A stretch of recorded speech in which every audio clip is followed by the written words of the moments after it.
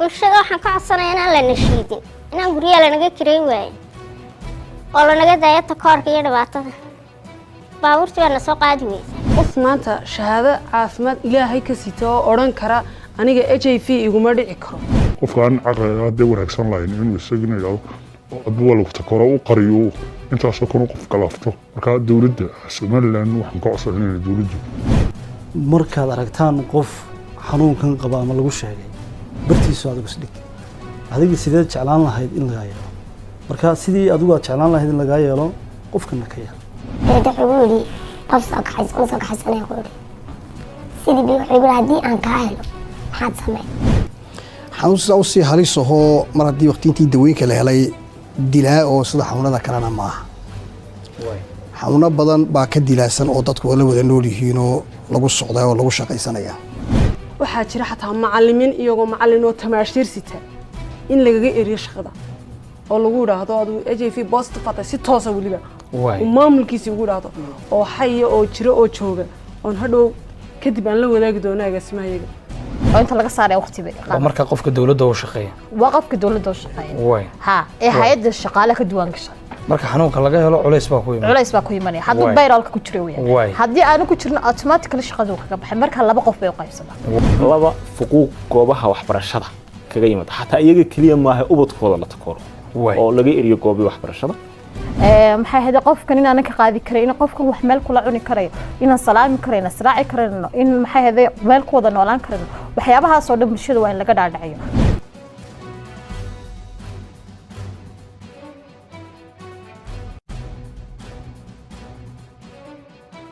kulanti wanaagsan daawadayaal meel kastood caalamka aad ka joogtaan kuna soo dhawaada barnaamijka dood abuur oo toddobaadkani aanu ku soo qaadan doono faquuqa ay la kulmaan dadka la nool xanuunka HIV/AIDS dooda ama barnaamijka dood abuur caawa waxa igala qayb qaadanaya aan ku bilaabo dhinacayga mid Dr. Ismaaciil Maxamed Aye agaasimaha komishanka AIDS-ka waxa isna ku xiga aan iraahdo Mustafa Dubad oo ka socda guddiga xuquuqul insaanka qaranka sidoo kale waxa ku xiga Sharmaarke Cabdi Cali oo isna ka socdaan iraahdo wasaaradda horumarinta caafimaadka ee Soomaaliland dhinacayga waxa fadhida Amira Cabdixakiin Yuusuf oo ka socota Waybir ururada bulshada rayidka ah nimco iyaduna ka socota nimco Axmed Jaamac oo iyaduna ka socota komishanka xakamaynta iyo mid ka mid ah dadka iyadu la nool xanuunka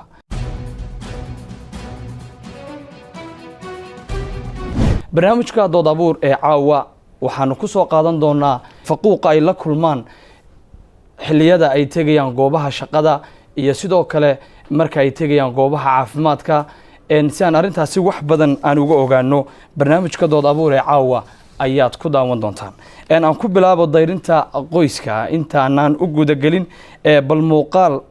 ayaan halkan ka shidi doonaa isla markaasina ay si guud aynu u wada daawan doono mar kale aan idin xasuusiye waxaa iyaguna goobta nagula sugan ardayda jaamacadaha Soomaaliland wax ka dhigta oo iyaguna qayb ka noqon doona barnaamijka dood abuur ee maanta isla markaasina aad uga daawan doontaan telefishinka MMTV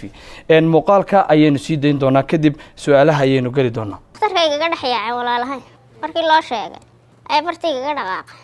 anoo inanka xanuunsanayana haysto si kasta hadaan xanuunsado salaamu calaykum layma soo dhahay hantidii aabahay anigoo nool baa layidhi wuu khalaas uu dhintay soo raacay oo la wareegay odayrkii aabahay walaalkii rumi la wareegay iga qaadana ilaahay dartii waan ku soo wasgeedayo lana wada waxaan ahay dadka la nool xanuunka HIV/AIDS-ka muddo 15 sanadood ayaan kula noolaa intaana istigmada aad waxyaalo badan baan la soo kulmay istigmo fara badan qoyska qofka faamigaaga hadduu ka ogaado waxa laga yaabaa inuu ku eriyo oo magaalada ugu tagto qofka markii isagoo HIV qabo faamigiisa eriyo bulshadina uu takoor kaga yimaado waxa laga yaabaa inuu qofkaasi dawadiisa joojiyo oo dhismaar ku dhaco halka dawada ka joojiyo marka waxa ku dhacaya inuu dawada joojiyo aad ka dhimitid boornaa qofkaas in la yiraahdo faamigii hantidii aan lahaa in laga qaado oo la yiraahdo uu dhintay ninkan khalaas wii xanuunka soo laga helay dhibaatooyin badan baan kala soo kulmay haddana waxa weeye ilaahay baan ugu sabray wax walba ilaahay baa keena xanuunka ilaahay baa keena caafimaadka ilaahay baa keena layska ka ilaaliyo markaad u timaado la yidhaha cuntadii iyo gurigii layska ka ilaaliyo sidaad qofkii qaasiinayso shaqan qofkuna ku takooraya xitaa sidii lagu ixtiraami jiray marka hore laguma ixtiraamayo waxaa lagu arkaya qof dhayna u dhintay ba lagu arkay dhibaato badan baan soo maray alaankaana cidi kalama xidhiidho faamiliga ilamana soo xidhiidha waa tahay ujeeddada muuqaalka u baleegarayno ama aan u shidnay waxay tahay in aynu fahanno waqtiyada ee dadka la nool xanuunku ay dareemaan ama culayska ay dareemaan ay ka dareemaan qoyskooda marka ay xaaladda lagu sheego xanuunkaasi inay qabaan agaasimaha ayaan ku horeynayaa ma jiraan wax ay dowladdu samaysay oo xaaladan lagula tacaalayo marka qofka laga helo cudurka culays badan ayaa kaga yimaada dhanka qoyskiisa ma jiraan tallaabooyin ay dowladdu u qorshaysay oo la qaado بسم الله الرحمن الرحيم الحمد لله رب العالمين والصلاة والسلام على رسول الله صلى الله عليه وسلم horta runtii haddaynu xanuunkan in yar eegno horta xanuun inagu cusub maaha wadaweynuhu caalamka 80-nadii horaantoodiiba kusoo bilaabmay xanuun sidaa usii halis ahoo mar haddii waqtiintii dawooyinka la helay dilaa oo sida xanuunada kalena maaha xanuuno badan baa ka dilaasan oo dadku la wada nool yihiinoo lagu socdaa oo lagu shaqaysanaya laakiin muhiimaddu waxa weeye psychological dadku waxay aaminaan iyo horta mushkilada waxaa jira dadkii 80-nadii koobiso dadkii ugu horreysay laga helay caalamka iyaa weli nool marka ma odhan karno waa xanuun dee mar haddii dawadiisa dawi jirto dee waa dilaa deg dega ma odhanayno xanuuno badan oo ka khatar badan baa jiro dilaa oo kuwa maanta chronic diseases ka mid yihiin macaan ka mid yahay waxaas ka wada mid yihiin karka kansarka mushkiladaha yaallo oo dhan ayaa horta ka riski badan waxaan qofku la noolaanayo wali aan la gaarin in uu qofku ka bogsado unaanu gaarin laakiin dee la noolaanayo noloshiisa lagana yaabo waliba in la gaaro talaabadan la gaaro in laga bogsado in la gaaro waliba anu rajo badan maga qabayn mara badan waa dhahdaa markaan ka hadlayo rajo badan maga qabayn in la gaaro in laga bogsado xagga faquuqa wato xanuunkani markii hore wuxuu inoogu soo galay markii la ogaaday markii hore waxaan ka qaadanay fikri aad iyo aad u qaldan dadku waxay aamineen markaaba in qofkii ku agnoolaayo qofkuu taabtay iyo qofkuu salaamay iyo qof walba ay qaadeen bay u aamineen sida kaan dal waxay u aamineen oo ina gashay xanuun si xanuun lagu qaado inuu yahay taasi waxay keentay markaa in labada dhinacba xagga bulshada weyn xagga dadka nool markaad eegto iyo xagga bulshada markaad eegto labadaba mataqaanaa cuqad ku noqda kana cuqad ku noqday kuwana mataqaanaa waxay ay qaadayaan ku noqday marka xanuunkii waxaa loo turjumay inuu xanuun ceebeed yahay xanuun ilaahay ka yimid ma saasoo la turjumay sida keliya horta mushkiladda ay ku jirtaa waa sidaa wax kaloo maaha maanta waad ogtihiin dadka mataqaanaa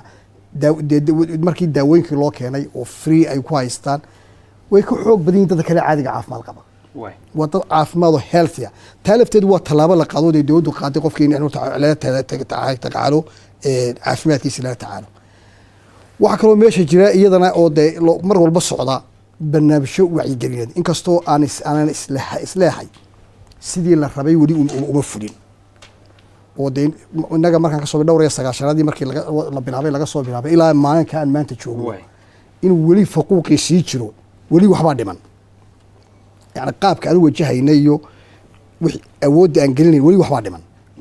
waxaynu u baahanahay markaa taasi way jirtaa waxyaaba badan laga qabta way jiraan wax badan oo dhibanina wuu jiraa horta waxyaabaha la qabtay waxaa ka mid a in marka horse in horta dee dadka la gaarsiiyo wacyigelin badan la sameeyo oo dadka la baro waxa inaanu mushkilada hayn siday u haystaan aanu hayn dadka laftiisa la noolna inaanay siday u haystaan aanay hayn iyaga laftarkooga lagu dhiirigeliyo inay dadka bulshada ka mid yihiin taasi waa mid laba dhinac inaan ka eegna weey qofka dhibta isaga soo gaadhaysa iyo qofku dhibta uu gaarsiinayo bulshada labadaba in la eego iminka markaan eegno dawooyinka la siiyey dadka waayadii hore waxa laga qofku muddo kooban inuu ku xanuunsado dhulyaal noqdo hore oo dhinto haddii kala dhulyaal noqdo tamar yeesho laakiin qofkii wuxuu ogeysanayaa wuu qurux badan yahay wax walba uu qabanayaa haddii aanu markaa isagu qof mas-uul aanu hayn waxa sii kordhaya faafintii bulshada dhexdeeda ku faafinayay markuu hadduu 30 sano 40 sano la noolaado intaaba mushkiladii way soconaysaa waa hadduu qofku aanu fahamsani wuxuuna qof mas-uul isagu hayn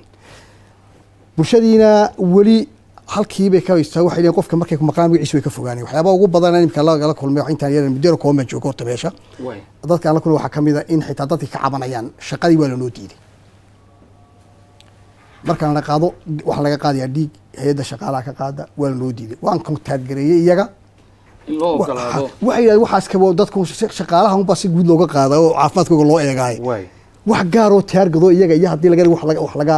reebayaa midna ma jirto saasay igu yidhahdeen laakiin dadku waxay ku andacoonayaan marka la ogaado inuu qofkaas xanuunkaa qabo in shaqadii laga saaro hadday public tahay iyo hadday bareefa tahayba waa dacwadda iyagu ay qabaan ama not sure qoladaan weydiinay way difaacayaan ma jirto arrinkaas si kastaba haato meeshan horta de waxaa muhiima in horta xeer iyo jiraan in loo sameeyo wuuna dhamaystiran yahay agtinina ansixintiisa la sugayo kaasi wuxuu noqonaya xeerkii difaacayey iyagana difaacayey